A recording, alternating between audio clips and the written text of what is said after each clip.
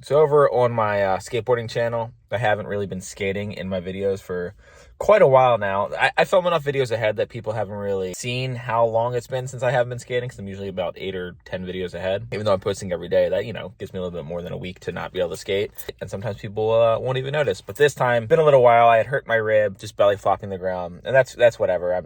I'm fine with, like, waiting that one out. But it's been kind of not the best luck of the past week. I posted a video, I'll maybe link it in the description, where like I was skating downtown LA and I got robbed and it was real crappy. I'm not gonna talk about it in this video though. That is on my skateboarding channel because I'm downtown skateboarding, so it makes more sense to be on my skateboarding channel. But anyways, yesterday ended up being the most intense pain that I've ever felt, I think. It's like I'm still processing it. So like I've had some pretty bad things. I posted a video where I sacked my skateboard and split from my butthole to my ball sack. That didn't feel great. That's top 5 at least. Cracked my femur all the way through. That's definitely top 5. That was some next level pain. That abscess tooths, clearly because my teeth are fucked. And I've had it's mid 30s, like around 35, 36, 37, kidney stones. Kidney stones don't top the list, even though they're like up top of like the most pain a person can feel. Like it's up there with pregnancy and this, that, and the other. But I've gotten them so frequently that I got kind of like used to dick pain, if that makes sense. Like I'm just like really good at pushing rocks out my wiener. The thing is, the bladder stones, I always need surgery for them because they get so big, they have to go in there and chop it up with lasers or sound waves. And if you're out there with a bladder stone and you're not sure which one to do, go with the lasers. The lasers, you heal faster, I swear to God. The sound waves had me fucked up for a while, so don't do the sound waves. Also, when you go to pass them afterwards, because, they just chop it up and pull out some of it, then you have to pass the rest. It's easier for me to pass the pieces that were dealt with by the laser than it is for the sound waves one. Maybe I just had a bad break with the sound wave one, but that was awful. And that's the aftermath of the sound wave is the worst pain I've ever felt. Basically, I get done the surgery, I wake up and I have to go to the bathroom and they're like, you need a nurse with you. And I'm like, yeah, I've passed at this point in time, maybe like 10 or 11 kidney stones. I was like, I got this. My pee-pee hole has been gauged like a 2001 POD fan's ear. Like, I mean, we're talking this thing is gaping, exaggerated. Not really. It looks normal. But I'm good at it. I'm good at passing stones. And they're like, no, you need someone in there with you. And I'm like, all right, like, fine, I guess. And she was giving me a little bit of space because, I just don't want someone in there while I'm peeing. Not that I'm a shy peer, but like I just don't want some stranger nurse. It was just weird. So I go to pee, and the second that I feel it start like to come up my urethra, my legs give out. I hit my face on the toilet seat, and I just start pissing blood everywhere. So that was like, that moment was the number one pain I've ever felt for quite some time. And yesterday, I finally found something that rivals it. I don't know if it was more, I gotta still process like how bad it was, but it was like, it's up there. It's definitely at least number 2, possibly number 1. And what happened was, and I'm going to show you it. I woke up yesterday at like around 4 a.m. and I just felt like uncomfortable and I had to pee. And I knew that I was like, oh, I probably have another stone. Like, I can tell usually like the kind of pain that it feels. And I was just like, all right. So I pee. It's uncomfortable, but I'm like, oh, well, whatever. I'm just going to drink a ton of water. That's what I did. I just was drinking water. I ended up not going back to sleep. I was just too uncomfortable. I ended up watching the entire Primitive video, which was incredible. It felt like one really long video part, and then Frankie had a part, and then there was more of the same video part afterwards. Not saying that they're all cookie cutter vanilla skaters. I'm saying they're all the exact same kind of good, but that's a whole other video on my skateboarding channel.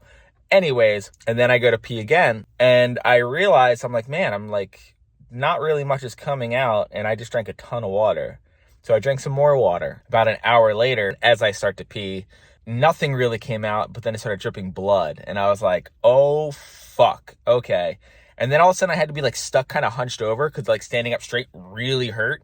So I was like, Haley, I got my girlfriend to drive me to the hospital. And normally I go to a hospital a little bit further away because it's where my doctor is. But on the way there, I realized I couldn't make it.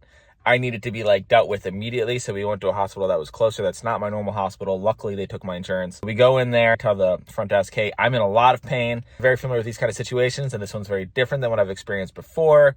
And she was like, okay, well, we'll have someone see you as soon as we can. And then I was like, oh, well, I gotta go to the bathroom again. And this time when I went to the bathroom, it was straight blood, like a lot of blood. It was scary. It was like, I was like, it hurt a lot, but the fear that I felt was actually numbing the pain because I was like in shock at what I was seeing. I was just like, oh man, this is not good. So I like hobble back to the front desk and I tell the lady, I'm like, listen, that was a lot of blood. I need to be seen. And luckily there was a nurse or a doctor, I'm not sure which one it was, at the door calling another name. And they were like, hey, listen, I'll take you right now. Luckily, I got to jump a lot of people in line because a lot of people who go to the ER, you go there for broken bones or, fever or this and that. And internal bleeding, anytime that blood is coming out of an orifice that it shouldn't be coming out of, kind of priority, right? So I don't feel that guilty about cutting the line, and they take all my information and blah, blah, blah. And then I go to the bathroom in the back while I'm waiting for my doctor to come, and I peed out a kidney stone. And it was about, to put in perspective,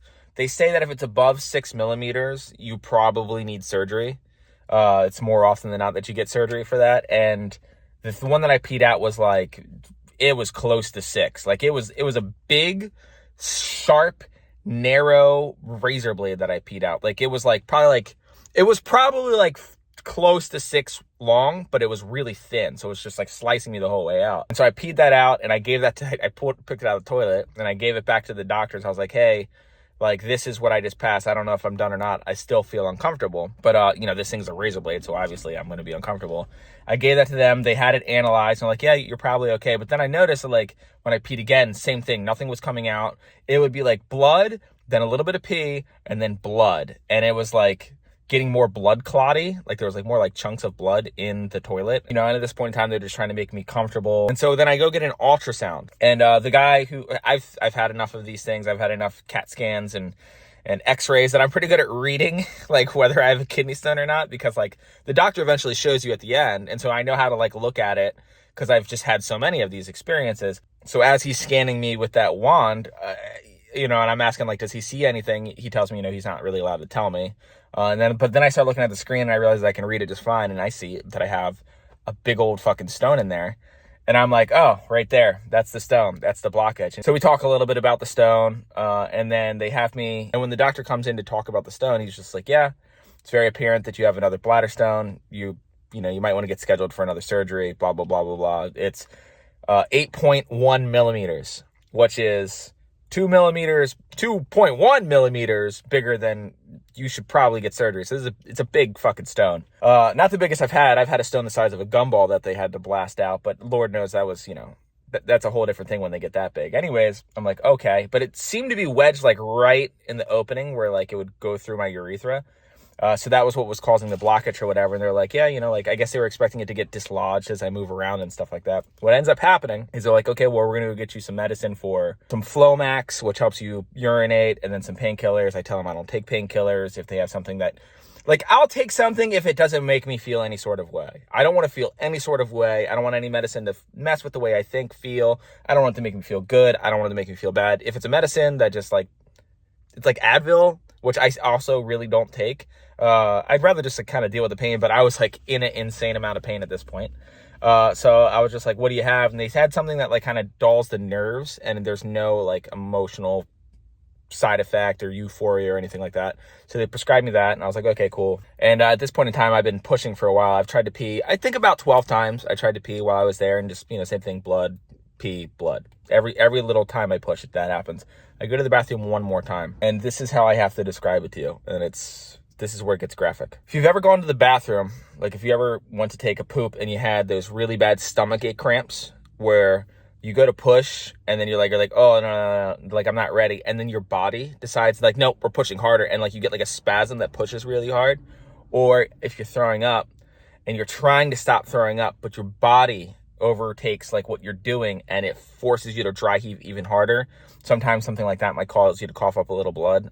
If you've had either of these experiences, you're going to have an idea of what it was like when I went to the bathroom this time, because now I'm peeing and it is extremely painful. If you have a kidney stone, usually it burns pretty bad. And then when it gets closer, it hurts really bad. And it's like your whole body's just fucked up. Well, this was just like straight pain, extremely painful. And I would start peeing And then I'd be like, okay, got to take a break. Got to like stop pushing. And my body like dry heaved pushing pee and was like, "Rah!" And it was like the gnarliest muscle spasm cramp of pushing. And when it did that, it just pushed out blood, just like straight blood. And I was like, oh, that's scary. I don't want to do that again. No more pushing. And my body would not let me stop. And every single time that it pushed, it was worse. And I was like, oh, and I'm standing over the toilet. I even walked away from the toilet thinking if I'm not standing over it, like maybe my body will like not make me want to pee. It's kind of like, when you turn the water on, it makes you want to pee. Like I just got away from the toilet. Same thing. My body just kept pushing and pushing. And so like at the last point, I got a hand on the toilet seat because I can barely hold myself up. And it's spasming and it's spasming. And I cannot, like, I almost passed out on 2 separate times pushing to where, like, I got, like, woozy, everything faded to white, and then kind of, like, came back to normal. But then, like, I pushed more, and then all of a sudden it was like, oh, and I hear this loud-ass clink in the bottom of the toilet. And I'm going to show you what it was. Before I show you, I'd like you to imagine how big a dick hole is. So if you have one, or you've seen one, or you watch The Boys Season 3, Episode 1, where, spoiler alert, someone crawls into another person's dick hole because he can shrink himself, that should give you a pretty good idea of like what should be able to come out of there. Now what I'm about to show you also broke. It was bigger, but I accidentally set a can on it. So I broke a big chunk off of it. But that right there, which is... pee hole was a lot smaller than that, grind it out the entire inside of my urethra. So what I realized was the reason I was peeing blood than pee than blood is because I would go to pee and this would tear and then some pee would get around it. So it would push the blood out and then I'd get some pee. And then when I'd stop, the scratches that this thing probably made caused more bleeding. And then the whole process would start over. So every single time that I was dry heaving, pushing urine out, this thing was just scraping along a little bit by a little bit until my body realized that it got to the point where it was too far along, I guess, that it had to get it out because there was no backtracking, that it just went all in. And I stood over the toilet for what felt like 5 hours, which was probably 6 or 7 minutes, somewhere around there, of just nonstop intense pain. But keep in mind that also the first piece that broke off of this thing was a razor blade, so that kind of sliced me on the way out. Got it nice and cut up for this thing to just really gape those wounds. But anyways, I'm going to be chilling for a couple days. By the time this comes out, I'll probably already be mostly healed. What's cool is like this feels like it's going to take as long to heal as my rib. So hopefully by the time that this heals, my rib will be healed and I'll be able to go out and skate and do the things that I love doing. But until then, I'm just sort of bedridden and just kind of going out and getting snacks and stuff like that. Doing a little bit of self-spoiling. Yeah, pretty crazy week. But at least I get to do this for a living. So no complaints there. At least I don't have to go into work with kidney stones, which I definitely have done in the past. In fact, one time I had a kidney stone and an abscess tooth at the exact same time, and I was at work. That was a great time. But anyways, yeah, that's my story about yesterday.